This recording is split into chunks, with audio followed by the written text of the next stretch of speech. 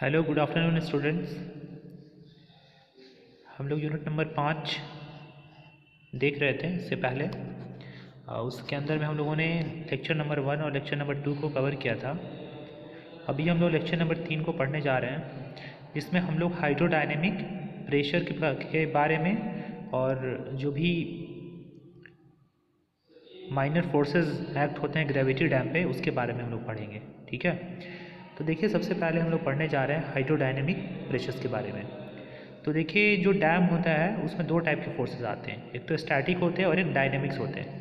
तो डायनेमिक्स मतलब होता है कि मूविंग वाटर के कारण जो फोर्सेस एक्ट होते हैं उसे हम लोग कहते हैं हाइड्रोडायनेमिक प्रेशर्स। ठीक है, और जो भी स्टैटिक वाटर के कारण फोर्सेस एक्ट होते हैं या जो भी प्रेशर एक्ट होते हैं स्टैटिक के कारण, मतलब स्टैटिक वाटर्स के कारण, उसको हम लोग स्टैटिक फोर्स कहते हैं। तो यहाँ पे हम लोग पढ़ने जा रहे हैं हाइड्रोडायनेमिक प्रेशर्स के बारे में। तो सबसे पहले समझिए मूविंग वाटर। तो मूविंग वाटर कहने का मतलब है कि जब वाटर मूव करता है तो उसके कारण जो प्रेशर एक्सर्ट होता है उसको हम लोग कहते हैं हाइड्रोडायनेमिक प्रेशर्स। ठीक है, और एक होता है हाइड्रोस्टैटिक प्रेशर।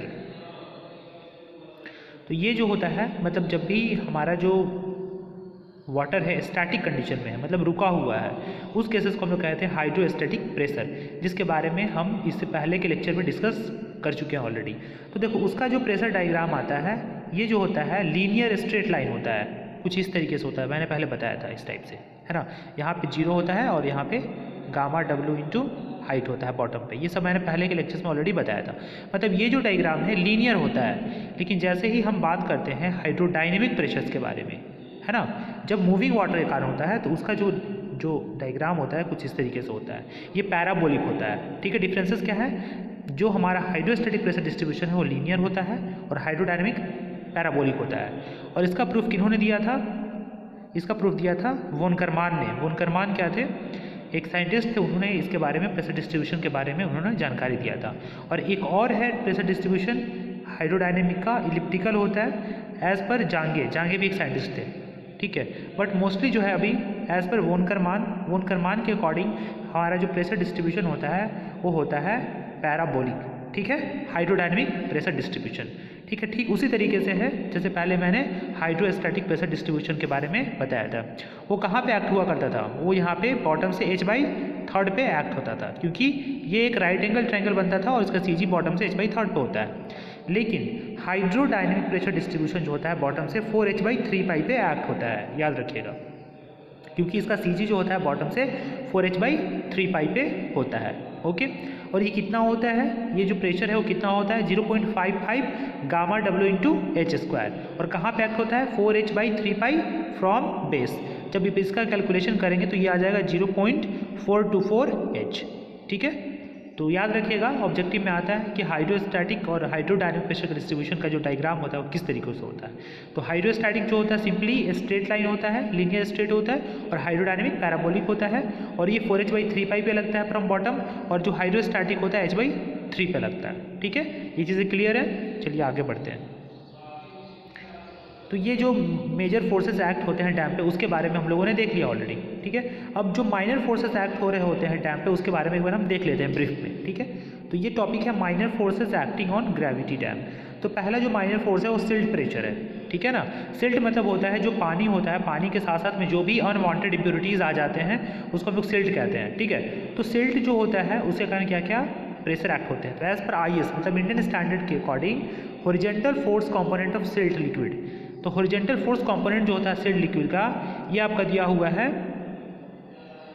1360 किलोग्राम पर मीटर क्यूब। ठीक है, अब ये vertical force component of silt liquid का ये है 1925 किलोग्राम पर मीटर क्यूब। ये ब्रीफ में याद रख लीजिएगा, बट इतना ज़्यादा पूछा नहीं जाता है। ठीक है, नेक्स्ट है वेव प्रेशर, ये भी इंपॉर्टेंट है। अब देखिए जो भी वाटर होता है, वाटर को फ्लो करने के साथ साथ में वेव का जनरेशन होता है, तो उसके कारण भी फोर्सेस एक्ट हो रहे होते हैं। बट याद रहे कि ये सब जो भी हम डिस्कस कर रहे हैं अभी, ये सब हम माइनर फोर्सेस के अंतर्गत डिस्कस कर रहे हैं। इससे पहले जो भी हमने डिस्कस किया था वो सब क्या था, मेजर फोर्सेस था, और ये माइनर फोर्सेस है। ठीक है, तो वेव प्रेशर्स के कारण जो वो प्रेशर जनरेट होता है उसके कारण जो होता है HW की वैल्यू होती है 0.032√V/F। ठीक है, तो ये याद रखिएगा। ठीक है, और ये जो जनरेट होता है हाई वेव्स के कारण होता है, मतलब ज़्यादा वेव अगर जनरेट होता है पानी में तो उसके कारण ये प्रेशर जनरेट होता है। तो देखिए इसका जो प्रेशर डिस्ट्रीब्यूशन डायग्राम होता है कुछ इस तरीके से होता है, ठीक है, इस तरीके से होता है। ये जो प्रेशर डिस्ट्रीब्यूशन डायग्राम आप देख रहे हैं,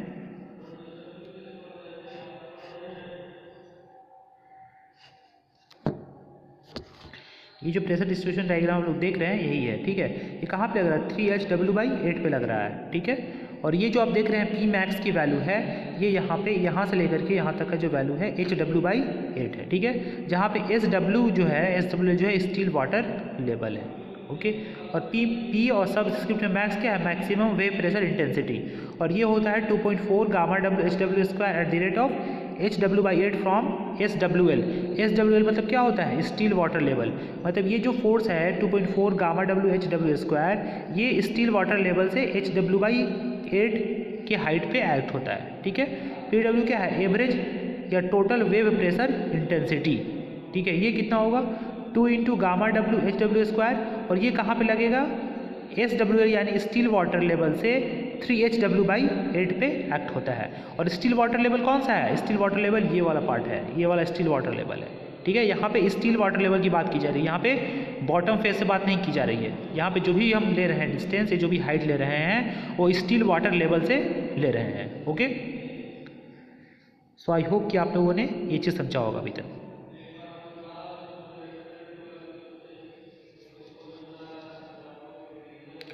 अब कुछ और माइनर फोर्सेस है जो एक्ट हो रहे होते हैं, जैसे कि आइस प्रेशर है, तो आइस प्रेशर को भी हम लोग देख लेते हैं। As per IS code its value taken as 50 ton per meter square, ठीक है। इसका वैल्यू जो लेते हैं हम लोग 50 टन पर मीटर स्क्वायर लेते हैं। विंड प्रेशर भी होता है, as per IS code its value is taken as 1 to 1.5 kN per meter square.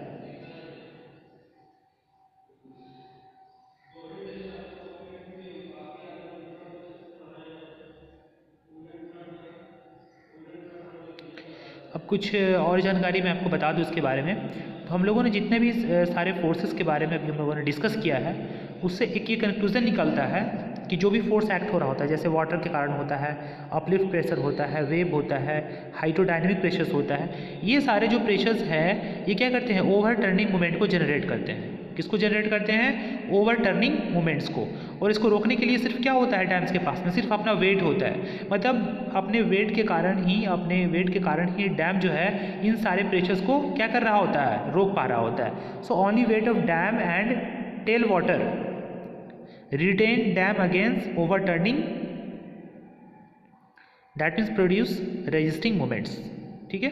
इसके बारे में भी हम लोग देखेंगे, मतलब जो भी आपका प्रेशर एक्ट हो रहा होता है वो डैम अपने वेट के कारण उसको क्या करता है, रोक लेता है। क्योंकि आपको पता है जो भी हम पढ़ रहे हैं वो ग्रेविटी डैम के बारे में पढ़ रहे हैं, और ग्रेविटी डैम जो होता है वो मैसोनरी से बना हुआ स्ट्रक्चर होता है, और मैसोनरी का वेट बहुत ज़्यादा होता है, तो इसलिए वो सारा जो भी प्रेशर एक्ट हो रहा होता है उसको रोक रहा होता है। तो इसके बारे में हम देखेंगे कि किस तरीके से फेलियर होता है, मोड ऑफ फेलियर क्या क्या होता है, ठीक है। ये भी क्वेश्चन पूछा जाता है बहुत बार।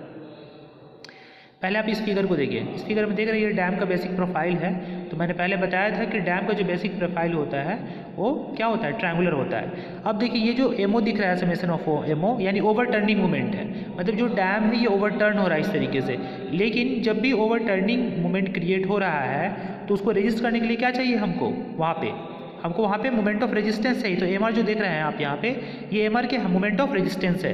अगर over turning moment of resistance को बैलेंस करेगा तभी हमारा डैम क्या होगा, स्टेबल कंडीशन में रहेगा, ठीक है। यानी जो चीज़ अभी हम पढ़ने जा रहे हैं, यानी हमेशा हमारा मोमेंट ऑफ रेजिस्टेंस जो है ओवर टर्निंग मोमेंट से ज़्यादा होना चाहिए, क्योंकि जब हम जितना रेजिस्ट करेंगे ज़्यादा और मोमेंट कम होगा तभी तो हमारा डैम स्टेबल में रहेगा। मान लो कि मोमेंट ऑफ रेजिस्टेंस जो है कम है और ओवर टर्निंग मोमेंट ज़्यादा है तो क्या होगा, हमारा डैम कोलैप्स कर जाएगा। तो पहला जो हमारा मोड ऑफ फेलियर है overturning mode of failure, जो बहुत ही इंपॉर्टेंट है। So summation of M R मतलब moment of resistance divided by summation of MO मतलब overturning moment greater than और इक्वल टू 1, तभी जाकर के हमारा जो डैम है ओवर टर्निंग में क्या होगा, सेफ होगा। जाहिर सी बात है ना। तो हमारा जो मोमेंट ऑफ रेजिस्टेंस है हमेशा ओवर टर्निंग मोमेंट से ज़्यादा होना चाहिए, ठीक है। और डिजाइन के लिए हम लोग फैक्टर ऑफ सेफ्टी लेते हैं 1.5, ठीक है। नेक्स्ट है sliding mode of failure. Next क्या है, स्लाइडिंग मोड ऑफ फेलियर। तो ये भी बेसिक प्रोफाइल है डैम का। ये देखिए समेशन ऑफ एच जो है हॉरिजॉन्टल है और समेशन ऑफ बी क्या है, वर्टिकल है, ठीक है। और एफ बराबर आप लोग जानते हैं म्यू इंटू एन होता है। एफ बराबर क्या होता है? Mu into N. आप लोग पढ़े होंगे फ्रिक्शन फोर्स के अंदर में कि जो फोर्स होता है वो कोफिशिएंट ऑफ फ्रिक्शन और नॉर्मल रिएक्शन के मल्टीप्लिकेशन के क्या होता है? बराबर होता है। ये चीज़ आप लोग ऑलरेडी पहले पढ़े हुए होंगे मैकेनिक्स के अंदर में, है ना। तो उसके बारे में भी हम बहुत ज़्यादा डिस्कस नहीं करेंगे।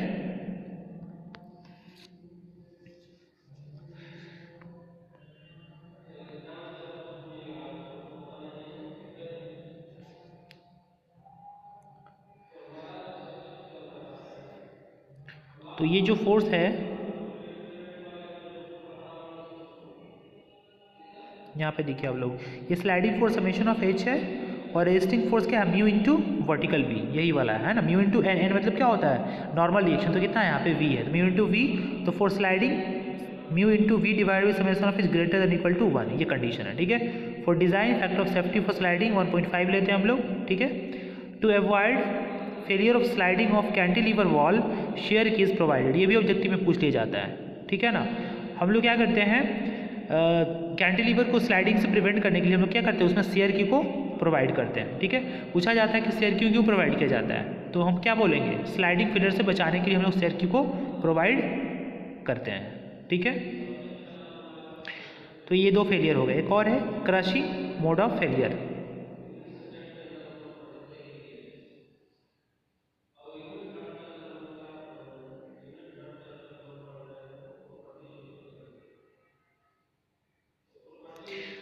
तो देखिए यहाँ पे क्रशिंग मोड ऑफ फेलियर क्या है,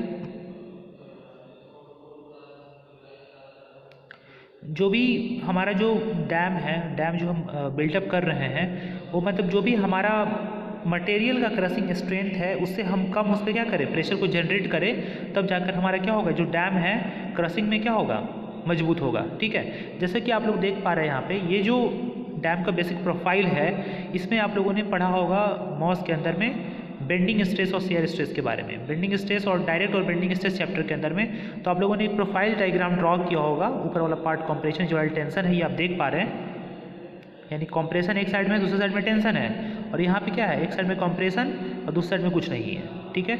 एक में क्या है, यहाँ पे कंप्रेशन और टेंशन दोनों एक साइड में है। तो ये केसेस है कुछ, आप लोग वहाँ पे हमको लगता है कि बेंडिंग स्ट्रेस चैप्टर के अंदर में पढ़े होंगे किस तरीके से इसको ड्रॉ किया जाता है। इसके बारे में यहाँ पे हम डिस्कस नहीं कर पाएंगे क्योंकि ये मॉस का चीज़ है ना। तो इसके बारे में आप लोग पढ़े होंगे, एक इसेंट्रिसिटी के बारे में एक टर्म पढ़े होंगे कि कोई भी रेक्टेंगुलर प्रोफाइल है तो उसके इसेंट्रिसिटी का वैल्यू जो होता है E ग्रेटर दैन B/6 होता है। ये चीज़ आप लोग पढ़े होंगे ऑलरेडी, है ना।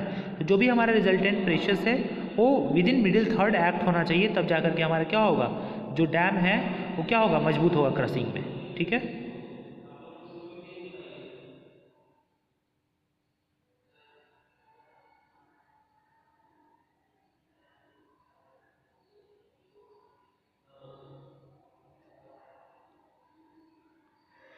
देखिए टेंशन मोड ऑफ फेलियर जो है, इसमें देखिए जो कंडीशंस था आपका इसेंट्रिसिटी का, E less than equal to B/6।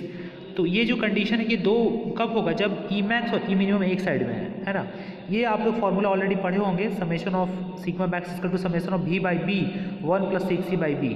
तो यहाँ सिग्मा मैक्स होता है और सिग्मा मिनिमम के लिए यहाँ पे हम क्या करते हैं, माइनस लगा देते हैं, ठीक है।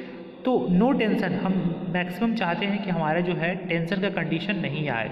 तो टेंशन का कंडीशन कब नहीं आएगा, जब sigma minimum greater than equal to क्या होना चाहिए, 0 होना चाहिए। यानी कि ये जो वैल्यू हम रखेंगे ग्रेटर देन इक्वल टू 0 करेंगे, तो यहाँ से कंडीशन निकलेगा E less than equal to B/6, condition to avoid tension, माने जो इसेंट्रिसिटी है less than equal to B/6 होना चाहिए, ठीक है। तो ये चीज़ ऑलरेडी आप लोग पढ़े हुए होंगे, है ना। तो देखो इसेंट्रिसिटी B/6 होना चाहिए, यानी कि टोटल विड्थ जो होना चाहिए वो होना चाहिए B/3, यानी with in middle third act होना चाहिए। अब देखो यहाँ पे रिजर्वायर फुल कंडीशन है और रिजर्वायर एम्प्टी कंडीशन है, मतलब जब रिजर्वायर फुल है, यहाँ पे देख पा रहे हो, तो इस कंडीशन में जो देख रहे हो यहाँ पे, ये जो रिजल्टेंट है इधर की ओर में एक्ट हो रहा है, देख रहे हो ना यहाँ पे, ठीक है। ये समेशन ऑफ H है, ये समेशन ऑफ V है। जैसे ही रिजर्वायर एम्प्टी हो गया, खाली हो गया, तो ये जो रिजल्टेंट है देखो इधर की ओर में मूव कर गया इस साइड में, ठीक है। तो ये ध्यान रखना है, ठीक है।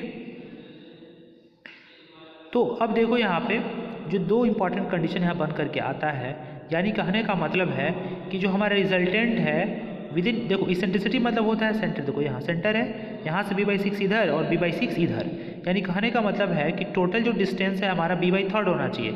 अब दोनों को आप ऐड करोगे b/6 प्लस b/6 तो ये आ जाएगा b/3, यानी जो टोटल हमारा रिजल्टेंट है with in middle third act होना चाहिए बेस के 1/3 के अंदर में, तब जाकर के हमारा जो डैम है वो क्या होगा, टेंशन में मजबूत होगा। ठीक है, तो ये चीज़ आप लोग याद रखिएगा।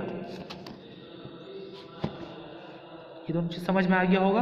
बहुत सारी चीज़ें इसमें क्या है मॉस से रिलेटेड है, तो उसके बारे में बहुत ज़्यादा हम डिस्कस यहाँ पे नहीं करेंगे। ठीक है, तो ये चीज़ आई होप कि आप लोगों को समझ में आ गया होगा। ठीक है, एक चीज़ यहाँ पे नोट में लिखा भी गया है, आप देख सकते हैं यहाँ पे, hence we can say for any reservoir condition to avoid no tension condition resultant should always pass through middle third width of the base. यानी कि अगर हमको टेंशन कंडीशन को बचाना है तो उसके लिए हमें जो रिजल्टेंट है वो मिडिल थर्ड के अंदर में एक्ट होना चाहिए, जैसे कि आप लोग यहाँ पे फिगर में देख रहे हैं। ठीक है, तो यहीं तक आज के लिए इतना ही। आई होप कि आप लोग जो भी बताया कि आप लोग समझे होंगे, और आगे हम स्टार्ट करेंगे यूनिट नंबर 5 का लेक्चर नंबर 4, जिसमें इसके आगे के जो टॉपिक्स हैं हम लोग डिस्कस करेंगे। ठीक है, ये सारी चीज़ें बहुत इंपॉर्टेंट है, आपके एग्जामिनेशन में पूछे जाते हैं। ठीक है स्टूडेंट्स, तो थैंक यू।